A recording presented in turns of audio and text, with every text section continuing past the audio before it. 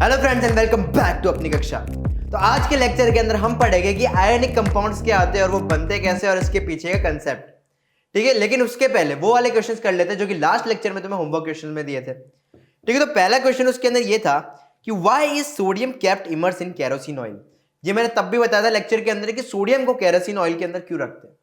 अगर नहीं रखेंगे ना तो सोडियम इतना ज्यादा रिएक्टिव है। देखो रिएक्टिविटी सीरीज जब मैंने पढ़ाई थी तो हम यहाँ पे एक रिएक्टिविटी सीरीज लिख लेते क्या कि UPSC मैजेंटल.com।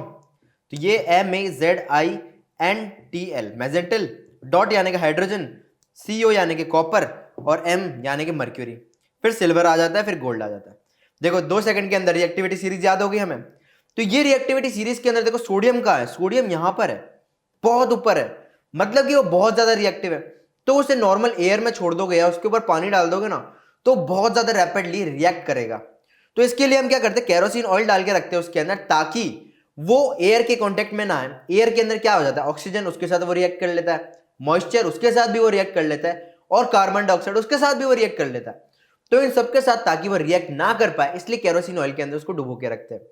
ठीक है, तो यही हम लिखेंगे क्या कि सोडियम इज हाईली रिएक्टिव, क्योंकि रिएक्टिविटी सीरीज में बहुत ऊपर आता है। So it is kept immersed in kerosene oil to prevent its reaction with oxygen, moisture and carbon dioxide of air to prevent accidental fires. क्योंकि ये जब रिएक्ट करता है ना सोडियम तो बहुत ज्यादा हीट जनरेट करता है और साथ ही साथ हाइड्रोजन गैस भी निकालता है जिसके कारण हमें फायर देखने को मिल सकती है। इसलिए इसको केरोसिन के अंदर डुबो के रखते हैं। हमेशा याद रखना केरोसिन के अंदर ही डुबो के रखेंगे हम सोडियम मेटल को। ठीक है, अब सेकंड क्वेश्चन था right the equation for the reactions. पहला है आयन विद स्टीम। आयन को स्टीम के साथ रिएक्ट कर रहे हैं तो बेसिकली जो फर्स्ट चैप्टर में हमने पढ़ा था और सबसे बेसिक चीज है रस्टिंग। वो चीज कैसे होती है, आयन को जब मॉइस्चर के साथ रिएक्ट करता है तभी तो रस्टिंग होती है। तो सेम चीज है आयन विद स्टीम, यानी कि Fe plus H2O gives Fe3O4। Fe3O4 क्या है, मिक्स्ड ऑक्साइड है Fe2O का, मतलब Fe+2 का और Fe+3 का। तो उसके अंदर क्या क्या बन जाता है, एक तो FeO बन जाता है और Fe2O3 बन जाता है। ये दोनों ऐड हो जाते हैं तो हमारा Fe3O4 बन जाता है। तो यहां हमेशा मिक्स्ड ऑक्साइड लिखते हैं in case of rusting plus hydrogen gas release होगी। ठीक है, तो ये रिएक्शन हो जाती है हमारी रस्टिंग की रिएक्शन। फिर हम इसे जब बैलेंस कर देते हैं तो ये हमारा है फर्स्ट पार्ट का फाइनल आंसर। ठीक है, सेकंड है कि calcium and potassium with water, कि कैल्शियम को पानी के साथ रिएक्ट किया और पोटेशियम को भी पानी के साथ रिएक्ट किया। अब कैल्शियम और पोटेशियम देखो, कैल्शियम और पोटेशियम ये भी रिएक्टिविटी सीरीज में बहुत ऊपर आ रहे हैं तो पानी के साथ आसानी से रिएक्शन कर लेंगे। तो रिएक्शन क्या होगी, सबसे पहले कैल्शियम के साथ लिखते हैं कैल्शियम प्लस वाटर, हमारा कैल्शियम हाइड्रोक्साइड बनेगा और साथ में हाइड्रोजन गैस रिलीज होगी। हाइड्रोजन गैस ये चीज इंपॉर्टेंट है। ठीक है, हाइड्रोजन गैस रिलीज होगी। जैसे कि सोडियम के साथ हो रहा था, सोडियम के ऊपर पानी डाला था तो हमारी चिंगारी निकल रही थी ना, तो वो हीट प्रोड्यूस हो रही थी प्लस हाइड्रोजन गैस के अंदर वो हीट लग रही थी तो हमारी चिंगारी निकल रही थी। तो वही वाली चीज है कैल्शियम और पोटेशियम दोनों के साथ ही। तो ये बन जाता है वाटर के साथ रिएक्ट करके कैल्शियम हाइड्रोक्साइड और पोटेशियम बन जाता है हमारा पोटेशियम हाइड्रोक्साइड और साथ ही साथ दोनों में H2 गैस और दोनों में ही हीट निकलती है बाहर। अब पोटेशियम जो है ना वो रिएक्टिविटी सीरीज में इतना ऊपर आता है कि वाटर अगर कोल्ड भी हुआ ना तो भी रिएक्ट कर लेगा, हॉट में तो करेगा ही करेगा। लेकिन कैल्शियम के अंदर वो वाटर के साथ स्लोली रिएक्ट करेगा क्योंकि वो पोटेशियम से नीचे आता है। ठीक है, बस इतना ही फर्क था। बाकी सेकंड के अंदर ऐसा कुछ पूछा नहीं, इससे बोला कि रिएक्शन क्या होगी तो हमने यहाँ पे ये दोनों रिएक्शन लिख ली और फिर इसे कर लिया हमने बैलेंस। तो फिर ये हो गया हमारा सेकंड का आंसर पूरा। ठीक है, बहुत इजी क्वेश्चन है। थर्ड क्वेश्चन है, ये थोड़ा सा अच्छा क्वेश्चन है। इसके अंदर क्या है कि हमें 4 मेटल्स दिए हुए, वो नहीं बताया कौन से, उनको नाम दे दिया A metal, B metal, C metal और डी मेटल। वो taken and added to the following solution one by one. अब इसने क्या किया, सॉल्यूशन में डाला, पहले कौन सा आयरन 2 सल्फेट में डाला, फिर कॉपर सल्फेट में, फिर जिंक सल्फेट में और फिर जिंक नाइट्रेट में डाला। तो देखो आयन का आता है, यहां आता है। अगर कोई चीज आयन के साथ रिएक्ट होगी मतलब वो रिएक्टिविटी सीरीज में आयन के ऊपर होगी और नहीं हुई तो वो रिएक्टिव सीरीज में आयन के नीचे रहेगी। तो आयन के साथ सिर्फ एक रिएक्शन हो रही है बी, बाकी सबके अंदर नो रिएक्शन। तो हम बोलते हैं बी जो है ना हमारा बी आयन के ऊपर रहेगा। तो बी यहां से लेके यहां तक के अंदर कुछ भी आ सकता है, तो हमने बी को ये लिख दिया। अब एक ही तरफ जब हम देखें मतलब कॉपर 2 सल्फेट देखते हैं, कॉपर 2 सल्फेट के साथ जो कर रहा है, यानी कि जो कॉपर 2 सल्फेट के साथ रिएक्शन नहीं कर रहा वो कॉपर सल्फेट मतलब कॉपर के नीचे आएगा रिएक्टिविटी में, और कॉपर के साथ अगर उसने रिएक्शन कर ली तो वो कॉपर के ऊपर आएगा। तो हम देखते हैं कॉपर के साथ ए ने रिएक्शन कर ली, बी की कोई इन्फो नहीं है, सी ने रिएक्शन नहीं की और डी ने रिएक्शन नहीं की। तो हम बोलते हैं कॉपर यहां है तो सी और डी हमारे इसके नीचे आएंगे, सी और डी हमारे इसके नीचे आ जाएंगे। और इसने रिएक्शन कर ली ए ने, तो हम बोलते हैं वो कॉपर के ऊपर, यानी कि यहां से लेके यहां के बीच में आएगा हमारा कोई ए। ठीक है, ए ये हो गया, बी यहां हो गया, सी और डी यहां हो गए। अब सी और डी में देखो कि सिल्वर नाइट्रेट की तरफ देखो, सिल्वर नाइट्रेट के साथ सी ने रिएक्शन कर ली लेकिन डी ने नहीं की। ठीक है, तो सी ने अगर सिल्वर नाइट्रेट के साथ कर ली मतलब सिल्वर से भी नीचे आएगा अगर उसके साथ रिएक्शन नहीं हो रही। तो जो गोल्ड है ना ये हमारा डी हो जाएगा, और सिल्वर से रिएक्शन कर ली तो यहां से लेके यहां के बीच में हमारा सी आ जाएगा और ये डी हो गया। ठीक है, तो हमारा बी आ गया, ए आ गया, सी आ गया, डी आ गया। हमें पता चल गया किस किस रेंज के अंदर कौन से मेटल्स है। अब देखो क्वेश्चंस क्या पूछे, क्वेश्चंस पूछे कि which is the most reactive metal, सबसे ज्यादा रिएक्टिव कौन सा होगा, बी होगा हमारा, क्योंकि ये ऊपर ऊपर आ रहा है, जितना ऊपर उतना ज्यादा रिएक्टिव मेटल। ठीक है, सेकंड है what would you observe if B is added to the solution of copper to sulphate. अब बी को कॉपर सल्फेट में डाला है तो देखो कॉपर तो यहां है, अब बी कॉपर से ज्यादा रिएक्टिव है तो क्या होगा, बी हमारा कॉपर सल्फेट में से कॉपर को रिप्लेस कर देगा, कॉपर को हटा देगा और बी सल्फेट बन जाएगा, बी का सल्फेट बन जाएगा। अब बी का सल्फेट बन गया और कॉपर सल्फेट से कॉपर हट गया, तो इसका मतलब क्या हुआ, कॉपर सल्फेट का कलर क्या होता है, लाइट ब्लू। अब वो जो ब्लू कलर है ना वो धीरे धीरे करके फेड होएगा। इसने बोला कि क्या ऑब्जर्व करोगे, क्या देखोगे कि कॉपर सल्फेट में से जो ब्लू कलर था वो हटता जा रहा है, हटता जा रहा है, और हमारा कॉपर डिपॉजिट होता जा रहा है जिसका कलर क्या रहता है, ब्राउनिश कलर रहता है। तो यही हम लिखेंगे कि क्या लिखेंगे, देखो सबसे पहले का आंसर तो ये लिख लिया कि B is the most reactive metal because it gives displacement reaction with iron to sulphate. ठीक है, बी का लिखेंगे when metal B is added to copper sulphate a displacement reaction will take place. ये चीज लिखने की डिस्प्लेसमेंट रिएक्शन होगी due to which the blue colour of copper sulphate solution will fade, धीरे धीरे करके कम हो जाएगा, and a red brown deposit of copper will be formed on the metal B. अब जो मेटल है उसके ऊपर, क्योंकि मेटल से मेटल निकल के हमारा कॉपर सल्फेट की जगह आ रहा है तो कॉपर को भी तो कोई जाएगा, तो जहां से मेटल गया वहां पे हमारा कॉपर चले जाएगा, और कॉपर का कलर क्या होता है हमारा, रेडिश ब्राउन कलर होता है। जो तार नहीं होता हमारा, उसको कभी काट के देखना, अंदर है ना तार रहती है, वो रहती है हमारी कॉपर की, तो उसका कलर क्या रहता है, रेड ब्राउन कलर रहता है। तो ये हो गया सेकंड का आंसर। थर्ड पूछा था हमसे कि arrange the metal A B C D in order of decreasing reactivity. तो हमने क्या देखा था, सबसे ऊपर बी था, फिर ए था, फिर सी था और फिर डी था। तो हमने ये लिख लिया बी ए सी डी, और क्यों हो रहा है इसका रीजन भी लिख देते हैं, क्योंकि बी देखो बी आयन के साथ रिएक्ट कर गया, बाकी सब ने किए, तो B is the most reactive because it displaces ion from its salt solution. तो बी सबसे ज्यादा रिएक्टिव है। Metal A is less reactive because it displaces copper from its salt solution. Copper को जिसने डिस्प्लेस किया वो उससे थोड़ा सा नीचे आएगा। अब क्या, metal C is still less reactive because it can displace silver from its salt solution.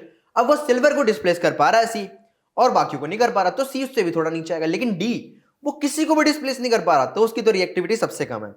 तो हम बोलते हैं and D is least reactive because it can not displace any metal from its salt solution. Simple.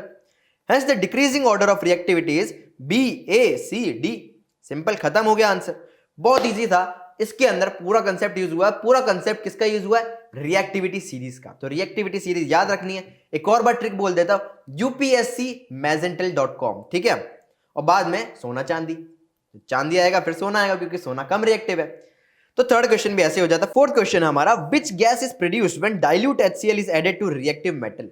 तो ये चीज तो हमने बहुत चैप्टर्स में, मेटल एंड नॉन मेटल में भी पढ़ी है और एसिड बेस्ड सॉल्ट्स में भी पढ़ी है, कि जब मेटल को एसिड के साथ रिएक्ट करवाते हैं तो क्या प्रोड्यूस होता है, कौन सी गैस होती है, हाइड्रोजन गैस। और इसकी एक्टिविटी भी थी, जिसके अंदर जिंक ग्रेन्यूल के अंदर एसिड डाला था और उस पाइप को हम सोप सॉल्यूशन के थ्रू ले गए थे, फिर बबल्स बने थे, फिर हम कैंडल लेके आए थे तो पॉप पॉप साउंड आई थी। वो एक्टिविटी याद आ रही है, कई बार वो एक्टिविटी आ गई। तो मतलब मेटल के साथ जो एसिड रिएक्ट करता है ना, वो बहुत इंपॉर्टेंट रिएक्शन है, एसिड बेस्ड सॉल्ट में भी आ जाती है और मेटल्स एंड नॉन मेटल्स में भी आ जाती है। तो इसके अंदर भी यही पूछा है कि विच गैस इज प्रोड्यूस्ड, तो हम बोले कि हाइड्रोजन गैस इज प्रोड्यूस्ड। और लास्ट में बोला right the chemical reaction when ion reacts with dilute H2SO4। Metal को डाइल्यूट H2SO4 के साथ रिएक्ट किया तो रिएक्शन क्या होगी वो भी लिखनी है हमें। तो हम बोले कि सबसे पहले तो hydrogen gas is produced when dilute HCl is added to reactive metal. सबको पता है कि मेटल और एसिड को जब रिएक्ट करते हैं तो हाइड्रोजन गैस निकलता है।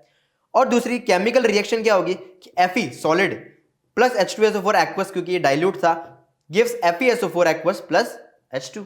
सिंपल, Fe ने H2 को हकाल दिया और यहां आ गया सल्फेट। अब इसमें भी देखो रिएक्टिविटी सीरीज लग रही है। जो डॉट था वो क्या था, हमारा हाइड्रोजन, तो ये रहा हाइड्रोजन।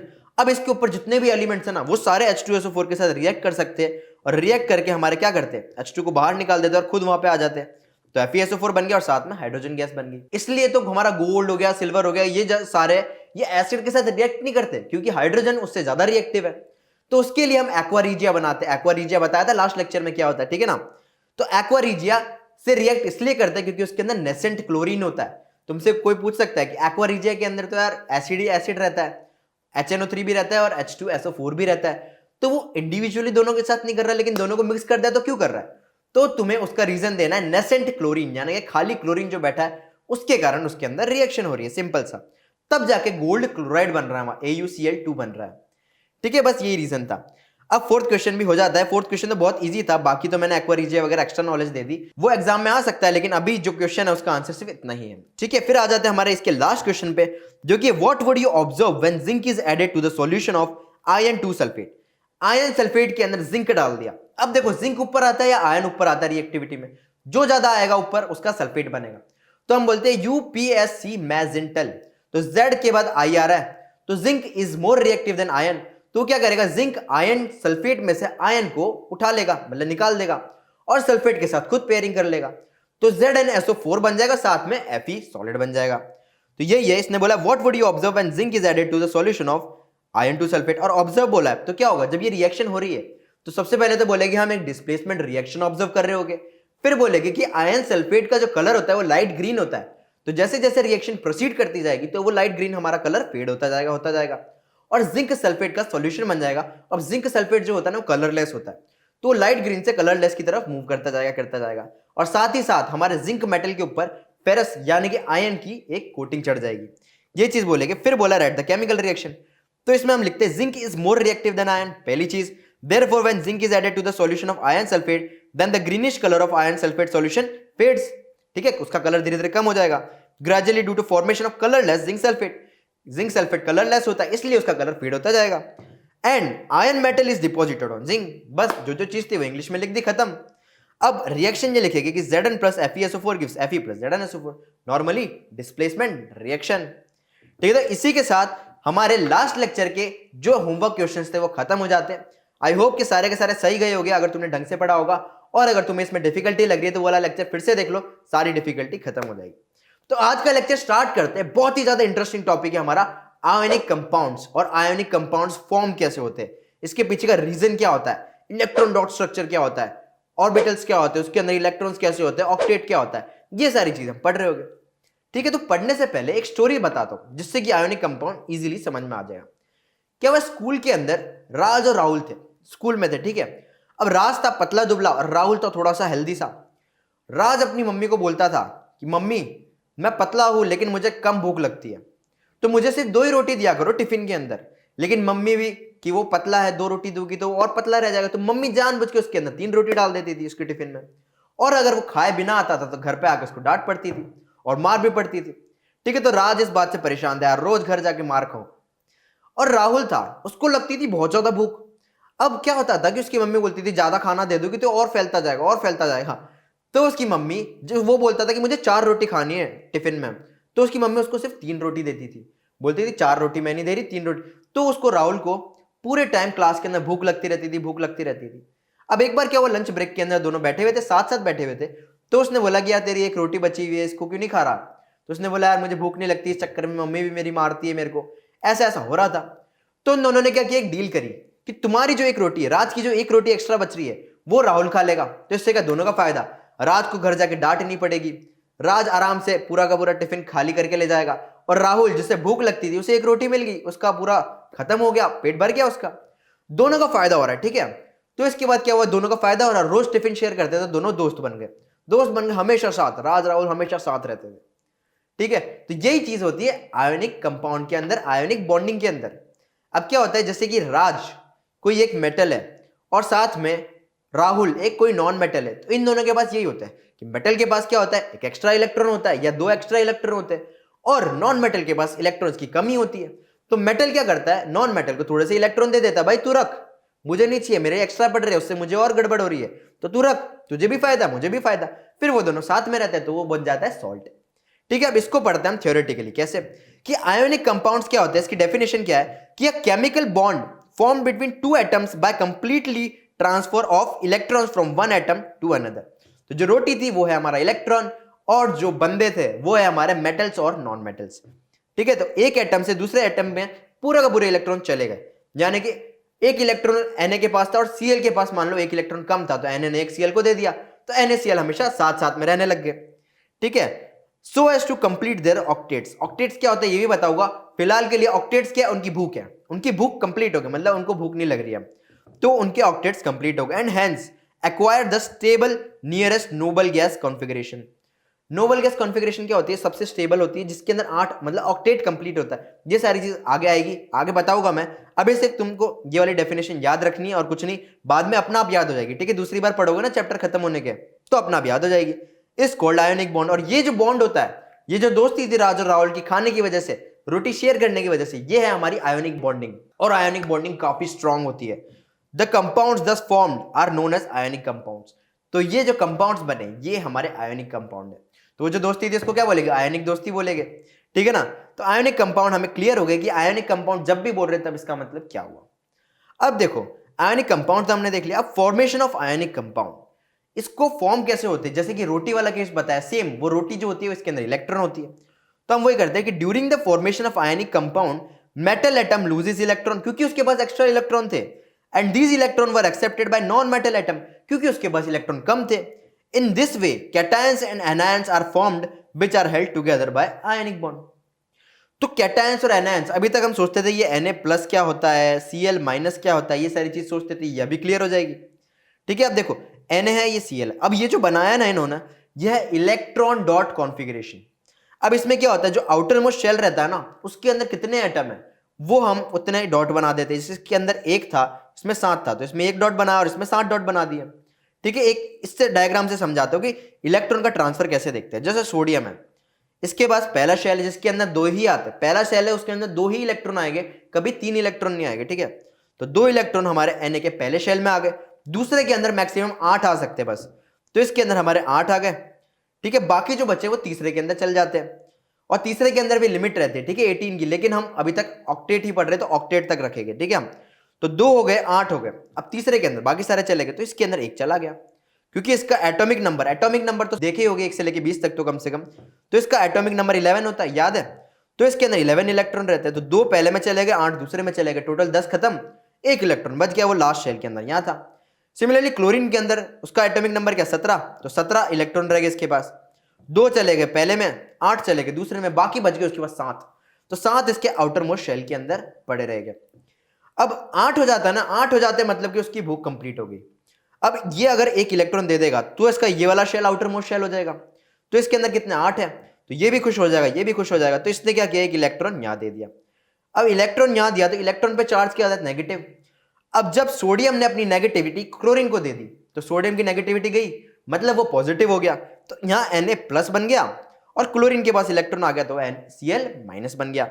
अब ये दोनों दोस्त बन जाएंगे सिंपल, और NaCl हमारा कंपाउंड बन जाएगा। तो देखो Na प्लस की अगर तुम्हें कॉन्फ़िगरेशन पूछे, यानी कि पहले शेल में कितने दूसरे शेल में कितने, तो तुम्हें लिखना है 28, लेकिन Na की पूछे तो 281 लिखना है, Cl की पूछे तो 287 लिखना है, लेकिन Cl माइनस की पूछे तो 288 लिखना है।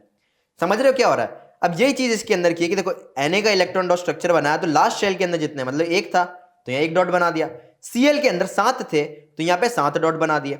अब इसने 1 इलेक्ट्रॉन यहाँ दे दिया तो Cl के पास तो 8 हो गए, और सोडियम के आउटर मोस्ट शेल के अंदर भी 8 हो गए, या तो 8 बना सकते, लेकिन इसका थर्ड शेल यानी कि थर्ड शेल के अंदर 0 है तो इसमें कुछ भी नहीं बनाया, तो ये दोनों कनेक्ट होकर दोस्त बन के NaCl बन जाते हैं, सिंपल, ठीक है, ये कंपाउंड हो गया।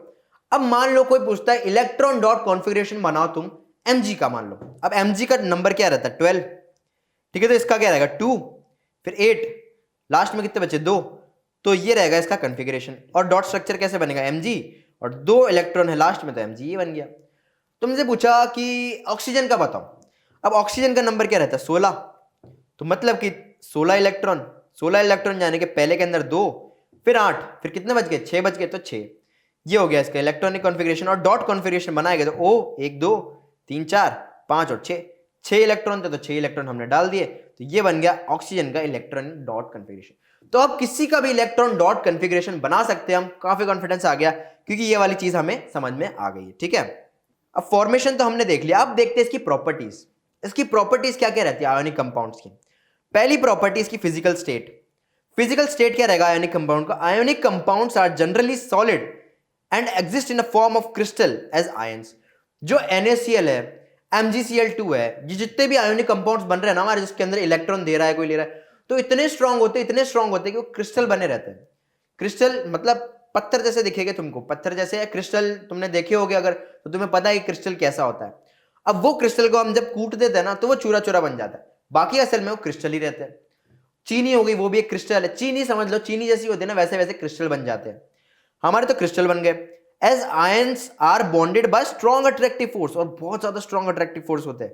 These crystals differ in their shapes and lustre. सारे क्रिस्टल, जितने भी क्रिस्टल्स है, उनका शेप अलग अलग हो सकता है और उनकी शाइनिंग भी अलग अलग हो सकती है, इनफैक्ट उनका कलर भी अलग अलग हो सकता है। ठीक है, तो क्रिस्टल बनेंगे लेकिन उनका कलर, शाइनिंग और उनका शेप अलग अलग हो सकता है। तो इसमें मेन चीज यही थी कि क्रिस्टल बनते हैं क्योंकि उनके बॉन्ड्स स्ट्रॉन्गर रहते हैं। ऐसा एग्जाम में पूछ सकते हैं कि why ionic compounds are generally crystal, तो हम ये बोले क्रिस्टल इसलिए होते हैं क्योंकि उनके आयोनिक अट्रैक्शन फोर्सेस बहुत ज्यादा स्ट्रांग होते हैं। जो ये चीज लिखी हुई है वही चीज लिख देंगे हम। अगली प्रॉपर्टी आती है हमारी मेल्टिंग एंड बॉइलिंग पॉइंट्स। इसके मेल्टिंग और बॉइलिंग पॉइंट्स क्या लो होते हैं या हाई होते हैं या कैसे होते हैं, ठीक है, वो देखेंगे हम। तो their melting and boiling points are very high, बहुत ज्यादा होते हैं। As they have strong forces of attraction, फिर से वही रीजन कि इनका फोर्स ऑफ अट्रैक्शन इतना अच्छा है, इतना अच्छा है कि देखो कोई भी सॉलिड चीज है वो लिक्विड और गैस कब बनती है, जब उसके जो कंपाउंड्स है वो दूर दूर दूर दूर दूर दूर दूर दूर चले जाते हैं। तो क्या होता है कि जैसे NaCl और NaCl दूर दूर चले गए अगर, तो वो लिक्विड बन जाएगा, लेकिन वो दूर दूर नहीं जाते क्योंकि उनके अंदर अट्रैक्शन जो फोर्सेज है वो बहुत ज्यादा होते हैं। अब दूर जाने के लिए उसको बहुत ज्यादा एनर्जी देनी पड़ेगी। बहुत ज्यादा एनर्जी कब आएगी, जब टेम्परेचर हमारा बहुत ज्यादा हो जाएगा, ठीक है। तो बहुत ज्यादा टेम्परेचर के ऊपर बहुत ज्यादा इसकी आएगी एनर्जी, तब जाके ये थोड़ा सा दूर दूर होगा, तब जाके ये लिक्विड बनेगा, ठीक है। तो इसका मेल्टिंग पॉइंट और बॉइलिंग पॉइंट बहुत ज्यादा होते हैं। लेकिन नमक को देखोगे तो नॉर्मल के अंदर, पानी के अंदर घुला दिया हमने, रूम टेम्परेचर में घोल दिया तो भी घुल जाएगा। तो वही हमारा नेक्स्ट पॉइंट क्या कि सॉल्युबिलिटी। सॉल्युबिलिटी कैसी होती है आयनिक कंपाउंड्स की? आयनिक कंपाउंड्स होते हैं ना वाटर के अंदर सॉल्युबल होते हैं, लेकिन कुछ सॉल्वेंट्स ऐसे होते हैं जैसे कि केरोसिन और पेट्रोल हो गया ना, इनके अंदर तुम नमक घोलोगे ना तो घुलेगे नहीं वो, क्योंकि ये जो आयोनिक होते हैं ना ये इनसॉल्युबल होते हैं कुछ सॉल्वेंट्स में, जैसे केरोसिन और पेट्रोल। पानी के अंदर डालोगे सॉल्युबल है, केरोसिन पेट्रोल के अंदर डालोगे तो इनसॉल्युबल। ये प्रॉपर्टी हमेशा याद रखनी है सॉल्युबिलिटी की, ठीक है, बहुत इंपॉर्टेंट है और सिर्फ थियोरेटिकल है। डायरेक्ट भी क्वेश्चन आ सकता है कि केरोसिन के अंदर आयनिक कंपाउंड डाले तो क्या वो उसके अंदर घुल जाएंगे या नहीं घुलेंगे, ऐसा भी आ सकता है 1 मार्क का। या फिर ऐसा बोलते हैं केरोसिन के अंदर नमक घुल गया, ट्रू या फॉल्स, तो हम बोलेंगे फॉल्स क्योंकि केरोसिन के अंदर नमक नहीं घुलता, ठीक है। लास्ट प्रॉपर्टी इलेक्ट्रिकल कंडक्टिविटी, क्या इसके अंदर से इलेक्ट्रिसिटी पास हो सकती है या नहीं हो सकती? तो हम बोलते हैं ionic compounds conduct electricity in the aqueous solution, या तो पानी के अंदर घुले हुए हो as well as in molten state, या फिर वो पिघले हुए हो, तभी वो इलेक्ट्रिसिटी ट्रैवल करवा देंगे, मतलब कि इलेक्ट्रिकल कंडक्टिविटी उसके अंदर होगी। अगर वो सॉलिड फॉर्म में तो उसके अंदर इलेक्ट्रिकल कंडक्टिविटी नहीं होगी, क्योंकि इलेक्ट्रिसिटी जाने के लिए आयंस वगैरह भी तो मूव करने पड़ेंगे। तो पानी के अंदर तो आयंस मूव करेंगे, मोल्टन स्टेट में तो भी आयंस मूव करेंगे, लेकिन सॉलिड स्टेट में आयंस मूव नहीं कर पाएंगे, तो फिर इलेक्ट्रिक कंडक्टिविटी उसकी नहीं रहेगी।